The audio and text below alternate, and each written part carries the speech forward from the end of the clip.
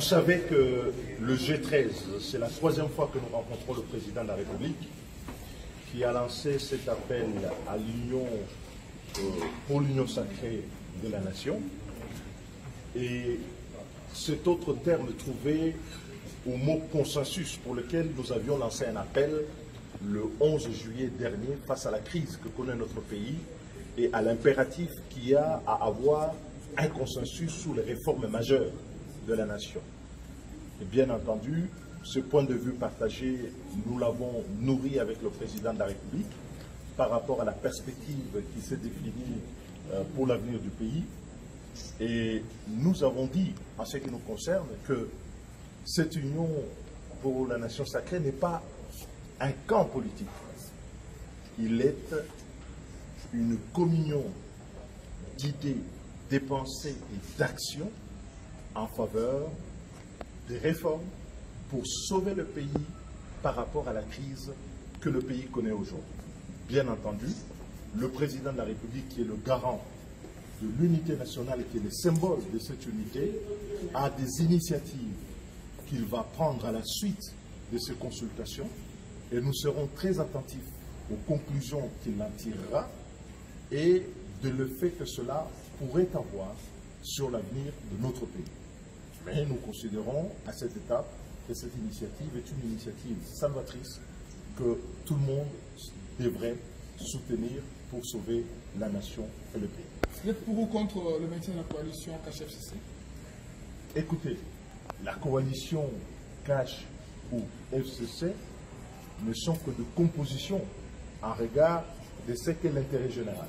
Aujourd'hui, l'intérêt général commande, comme nous l'avions dit dans notre appel, qu'un consensus fort au-delà des camps partisans puisse être trouvé pour faire les réformes électorales, pour s'occuper de la situation sécuritaire du pays, pour contrer la détérioration de la situation économique et des finances publiques et redresser la nation. Et face à ces enjeux et aux attentes de la population, il n'y a pas d'autre choix que de rassembler l'ensemble des forces de la nation, d'aller au-delà pour voir le pays, rien que le pays. G13 hier, aujourd'hui vous êtes à 9, pourquoi? Bon, certains sont absents parce qu'ils ont d'autres occupations, mais rassurez-vous, le G13 est au complet avec l'ensemble des membres que vous connaissez.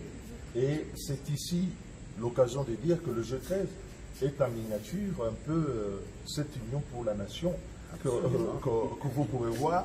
Chacun d'entre nous a son camp politique, n'a jamais renoncé à son camp politique, mais est engagé ici pour trouver des solutions par des réformes et par les consensus. Même lors des consultations initiées par votre groupe, le G13, il y a des partis qui n'ont pas été consultés. Aujourd'hui, le chef de l'État a initié les consultations. Certainement qu'il y en a qui ne seront pas consultés. On est donc loin de faire l'unanimité. Le consensus, ce n'est pas l'unanimité. Le consensus, c'est la tendance majoritaire et essentielle.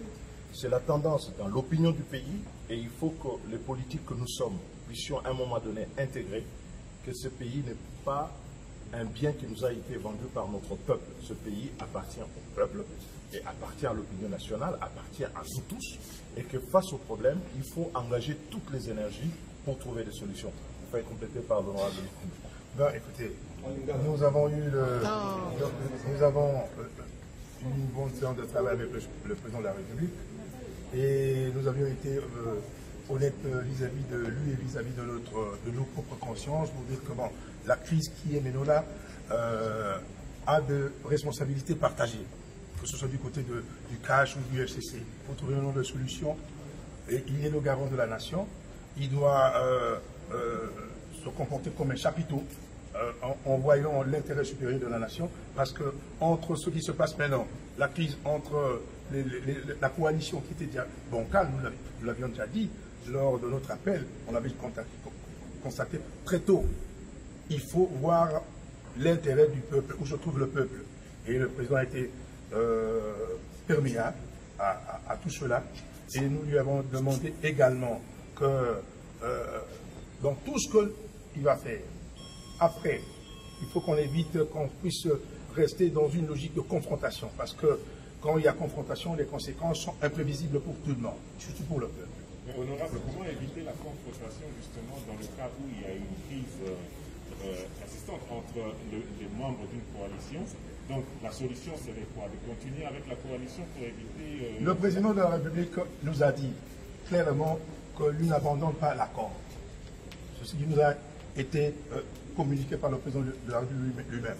Puisque lui-même n'abandonne pas l'accord, nous lui avons dit, comme vous n'abandonnez pas l'accord, essayez de voir le partenaire principal avec qui vous aviez signé cet accord. Et nous l'avions même qualifié, en rigolant, que cet accord c'est un accord mystérieux, parce que personne d'entre nous le connaît, seuls les deux le connaissent. Et alors il faut qu'ils se retrouvent pour requalifier la gouvernance générale de l'État dans le cadre de cet accord.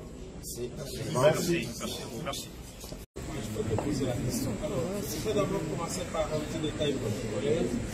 Qu'est-ce que les trois personnalités ont en commun? Oh, écoutez, je crois que pour ceux qui connaissent l'histoire, nous sommes des enfants des anciens présidents nationaux de l'UDPS. Vous savez que la carte de membres de l'UDPS, à l'époque, était signée par 4 présidents.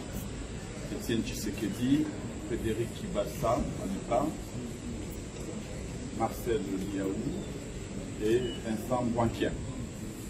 Aujourd'hui, Augustin Kibasa Maliba, Jean-Pierre Liaou Dubois et David Bouanquian sont venus à la rencontre de leur frère, Félix Antoine Tshisekedi. Justement, de quoi avez-vous parlé? Quel message avez-vous apporté en ce moment où il a besoin d'intelligence pour réussir son projet de l'Union sacrée? Écoutez, il faut d'abord dire que nous sommes venus à la rencontre donc, du président de la République pour 2-3 raisons. La première, c'est que d'abord, ainsi que je l'ai dit tantôt, nous sommes les héritiers d'un esprit, les héritiers d'une philosophie, d'une vision, celle de l'avènement du combat pour l'avènement d'un état de droit dans notre pays, d'un ancrage démocratique, de la lutte pour le progrès social. C'est un esprit qui nous cheville au corps jusqu'aujourd'hui. Personne ne peut nous le ravir. Et il est clair qu'à partir du moment où le président de la République, qui est l'un de nous, quand je dis héritier de grand esprit, c'est avec le président de la République. À partir du moment où il lance l'idée des consultations des forces sociopolitiques du pays, pour nous, il était hors de question que nous puissions ne pas venir lui apporter notre soutien. Parce que nous sommes conscients des enjeux de l'heure. Nous devons aussi dire que le pays est en danger face au péril, face aux souffrances sociales de notre pays. Il n'y a pas d'autre alternative que le dialogue. Le dialogue est une vertu essentielle qui concourt à la bonne marche de toute République. J'invite ceux de responsables politiques qui hésitent encore à regarder les réalités en face. Que les responsables politiques apprennent à descendre le vitre de leur 4x4 teinté pour regarder les réalités en face. Le pays va mal. Il faut agglutiner les intelligences. Il faut rassembler les énergies pour que nous puissions ensemble réussir à ouvrir de nouvelles perspectives. Des perspectives politiques pouvant aider les peuples à renouer avec l'espérance. Je l'ai toujours dit, la plus grande bataille qui nous reste à mener dans ces pays, c'est sans nul doute celle pour le triomphe de l'intérêt général sur tout autre intérêt. Voilà pourquoi nous apportons tout notre soutien au président de la République pour que ces consultations puissent réussir, que ceux qui viennent puissent se faire comme nous venions de le faire, donner au président de la République leurs propositions et que le moment venu, qu'il puisse lever des options idoines pouvant permettre à notre pays d'aller vers davantage de paix et de concorde. Jean-Pierre Biaou, quand vous vous adressez aux leaders politiques qui hésitent encore de pouvoir venir, comme on dit, rencontrer le président de la République et donner leur point de vue, est-ce que vous vous adressez aussi au Front commun pour le Congo? Je m'adresse à tous les acteurs politiques, toute obédience confondue. Je dis tout simplement, regardez sur la toiture de la maison Congo, il y a de la fumée. N'attendez pas de voir du feu pour venir l'éteindre. Cherchez le foyer de feu là où il y en a déjà dans la maison, parce que la fumée indique déjà qu'il y a du feu quelque part. Un petit foyer qui risque d'embraser la maison. Et donc nous pensons qu'il faut du pragmatisme, qu'il faut que chacun puisse prendre au sérieux ce qui se passe dans le pays et agir en conséquence. Je dirais que pour ceux qui vont certainement me poser la question de savoir pourquoi je suis là en tant que député PPRD, parce que je sais beaucoup, puisque moi je suis député du FCC, comment je me retrouve là. Je voudrais répondre tout simplement que je me sens très bien dans ma peau de patriote et d'homme libre. Il ne faut jamais, mes chers amis, jamais s'excuser d'être républicain. Je considère que là où se discutent les problèmes des Congolais, les problèmes du Congo, là où se joue les saluts de la nation, moi en tant que député national, élu du peuple, je me dois d'être là.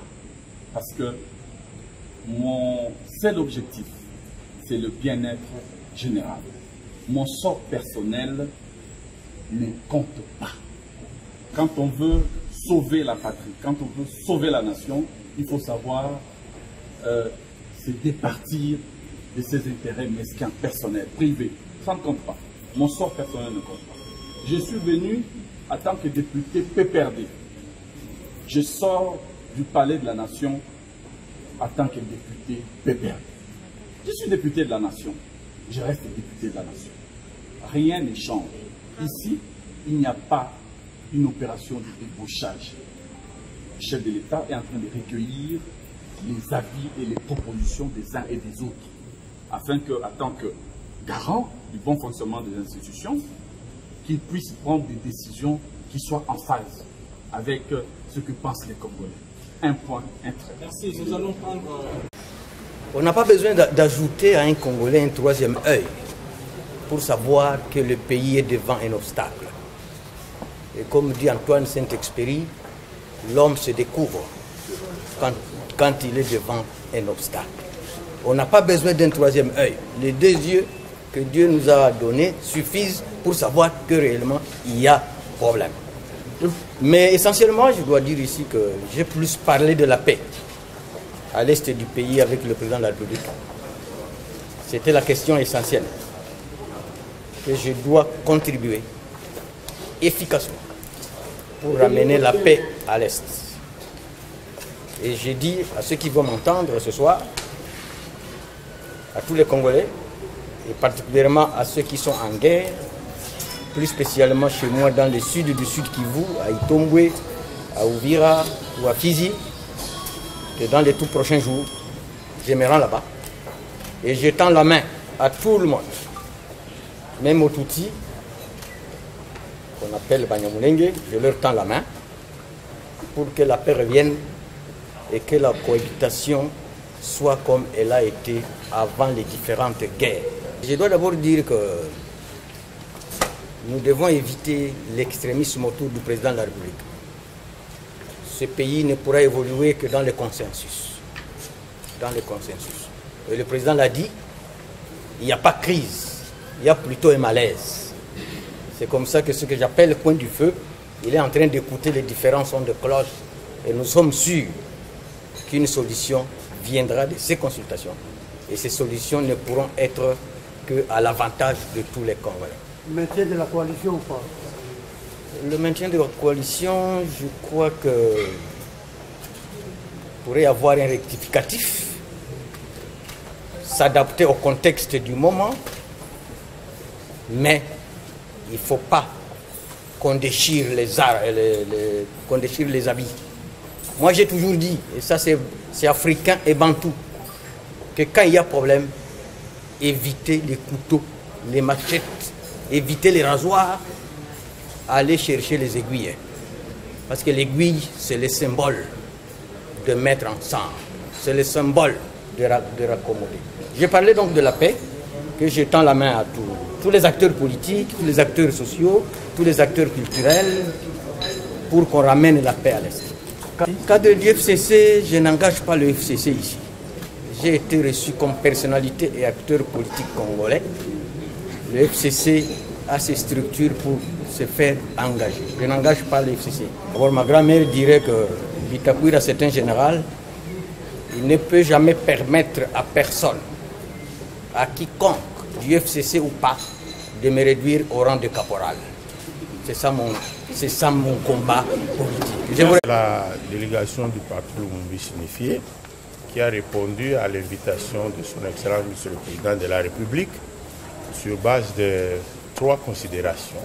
Premièrement, il y a ce que feu le vénérable patriarche Antoine Gizenga nous a appris. Il disait ceci: celui qui a la lourde responsabilité de conduire la communauté, on ne lui met pas les bâtons dans les roues, on le conseille, parce que chacune de ces erreurs peut être fatale pour toute la communauté. Deuxièmement, il nous disait, et c'est un principe universel, quand le chef d'un village lance un SOS, il faut d'abord aller l'écouter. Et on ne peut pas refuser. Et troisièmement, nous devions faire droit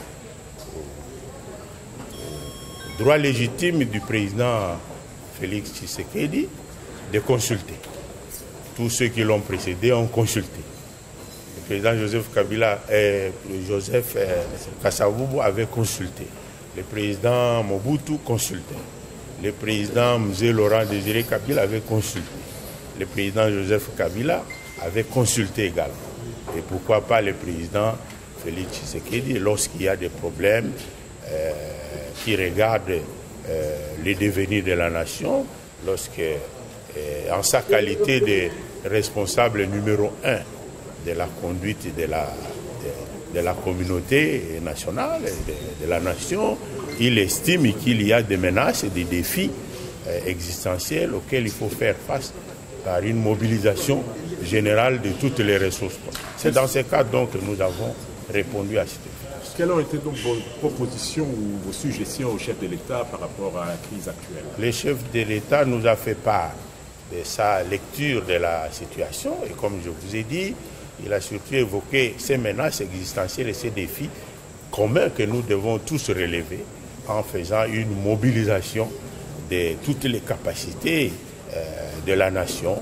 Et nous, pour être sérieux avec cette sollicitation du président, nous ne pouvions que lui demander de bien vouloir comprendre que nous structurions mieux notre réponse, que nous soyons plus complets dans un écrit qu'on lui fera parvenir bientôt et le président a agréé. Et le Palou est pour ou contre le maintien de la coalition KHFCC? Ça, ce n'est pas un problème tout à fait général, national, non. C'est un problème particulier, mais les problèmes nationaux, généraux qui concernent existe et c'est sur ça que le président nous a essentiellement focalisé pour qu'on puisse réfléchir et chercher des solutions. Je pense que pour moi c'est clair, hein, les choses sont claires. Quand on constate que la nation ne va pas bien, que nous n'allons pas dans la bonne direction, il faut savoir s'arrêter, il faut savoir discuter. Et je dois souligner ici que le chef de l'État a ouvert la porte à tout le monde. Mon frère Jean-Pierre l'a dit, il a ouvert à tout le monde. Il veut écouter tout le monde parce que le souci, c'est de savoir repartir cette fois-là sur des bonnes bases. On ne peut pas faire semblant. On ne peut pas faire comme si tout allait bien, avançons seulement. Non, non, non. Dans ce cas-ci, nous avons tous constaté qu'il y avait des malfaçons, il y avait des incongruités dans notre manière de gérer le pays, dans nos institutions. Et je pense que le chef de l'État a eu raison de se dire, arrêtons-nous, regardons-nous en face, discutons, et cette fois-là, partons du bon pied. Donc, pour nous, nous sommes venus exprimer, nous avons le devoir sacré de soutenir l'Union sacrée pour la nation, parce que nous pensons, en tant que gestionnaire de ce pays, chacun à son niveau, que nous avons un devoir de redevabilité vis-à-vis de notre peuple. On ne peut pas faire comme si, parce que nous sommes là, continuons, oublions ce peuple. Non. Nous venons d'une philosophie des pères fondateurs, je dois y revenir, et je crois que Jean-Pierre en a parlé longuement, qui nous ont inculqué. Nous sommes formatés à pouvoir nous battre, œuvrer pour cette nation, pour ce peuple. Et quand ça ne va pas, on ne peut pas avoir la langue dans la poche, il faut se rendre compte que ça ne va pas, corrigeons et avançons. Et je dois finir par dire, tout le monde a le droit de prendre ces escaliers pour rencontrer le chef de l'État. C'est tout ce qu'il demande. Il veut écouter pour prendre des décisions qui vont nous permettre d'aller dans la bonne direction. Ce que je peux dire, parce que les amis ont presque tout dit, ce que je peux dire, que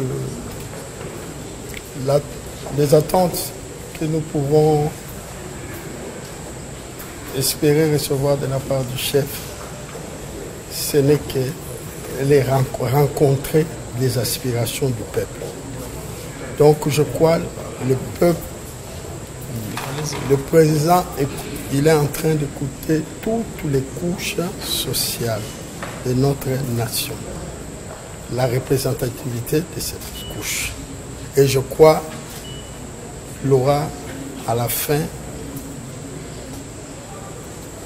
comme il a dit, répondre à ce qu'il a écouté de tout le monde, de ce qu'il a, tout ce qu'il a eu comme proposition. Et dans ce sens-là que vous devez s'attendre au bon résultat de ce que le président va donner réservé au peuple congolais. Merci. Donc il n'y a rien d'étonnant, il n'y a rien de méchant de la part du chef. Il va bien répondre à nos attentes. Merci. La Chambre de commerce RDC Congo Europe, dirigée par M. Louboua que je suis, avec l'association et la fondation de Cœur d'Idmer, dirigée par Louis Kibassa qui est à côté de moi, nous sommes venus représenter la base, c'est-à-dire les oubliés de la République, le Congo de demain. C'est-à-dire c'est les sureurs, les chailleurs, les petits commerces, les motards, tous les petits métiers qu'on a oubliés par la République. Aujourd'hui qu'il est reconnu, on a fait un mémo au chef de l'État dont je vais vous donner la quintessence. Groupement du peuple des petits métiers, chômeurs, mendiants et tout autre oublié de la nation, réunis dans la Chambre de commerce et d'industrie de Congo Europe. Mémo à l'intention du président de la République, chef de l'État, son Excellence M. Félix Antoine Tshisekedi Tshilombo, avec nos hommages les plus déférents. En tout honneur à la grandeur de l'autorité que vous représentez, qu'il plaise à votre Excellence d'accepter nos remerciements pour l'invitation à l'attention de notre catégorie de laisser pour compte. Nous sommes grandement très touchés de votre sollicitude, car des mémoires d'hommes, à part la période électorale, nous n'avons jamais vécu l'avènement où l'autorité de la haute hiérarchie du pays appelle à la consultation les gens des petits métiers, les chômeurs, les filles mères, les cireurs des chaussures, les enfants de vernis, les vendeurs des unités, les wewa, les sentinelles, les pousse-pousseurs, les chégues, les vendeurs ambulants, les handicapés et les mendiants pour requérir leur avis sur des sujets qui engagent la conduite de la nation. Soyez à rassurer, Excellence, nous vous en sommes reconnaissants à tout égard. Revenant à l'objet de l'invitation, nous avons le devoir d'indiquer que les membres de notre groupement constituent la base des adhérents de la Chambre de commerce RDC Europe, dont la préoccupation majeure est la capitalisation des activités du petit peuple et l'amélioration des conditions sociales de la base. Cet objectif ne peut se réaliser que s'il y a la paix, l'unité de commandement au sommet de l'État, l'économie florissante et le peuple au centre de l'intérêt de la vision du gouvernement. Ayant constaté que ces conditions sont loin d'être tenues et que cela menace le socle de la fondation de la nation, vous avez pris l'initiative d'en appeler à la conscience collective pour une union sacrée autour des valeurs qui font avancer la nation. Nous, base du souverain primaire, nous soutenons totalement cette initiative louable qui, à point nommé, pourquoi? Parce que, Excellence, Monsieur le Président, l'Union sacrée va réunir toute la crème de l'intelligence congolaise. L'Union sacrée va être soutenue par toutes les forces positives, car pour une fois, le haut gouvernant au sommet de l'État est sincère dans sa volonté de placer l'intérêt du peuple au centre de sa vision du gouvernement. L'Union sacrée va gérer consciencieusement les ressources économiques du pays et dégager les subventions nécessaires pour accompagner la capitalisation des activités des petits gens que nous sommes, que dans l'état actuel d'échelle de valeurs, personne n'accorde de crédit. Conformément à votre discours d'investisseur promettant la constitution d'un fonds de garantie pour l'entrepreneuriat des jeunes et l'autonomisation des femmes, ainsi que l'accompagnement des populations à faible revenu, répondant à la devise « le peuple d'abord ». Enfin, l'Union sacrée va restituer la grandeur à notre pays, la RDC est devenue un géant au pied d'argile. Nous pensons, Excellence, Monsieur le Président, que la convocation de ces contestations nous a donné une opportunité inespérée de se faire entendre et de vous faire savoir notre opinion sur les défis qui font l'actualité du moment. Signé pour le comité d'encadrement, M. Luboya Moukadikaba. Merci beaucoup.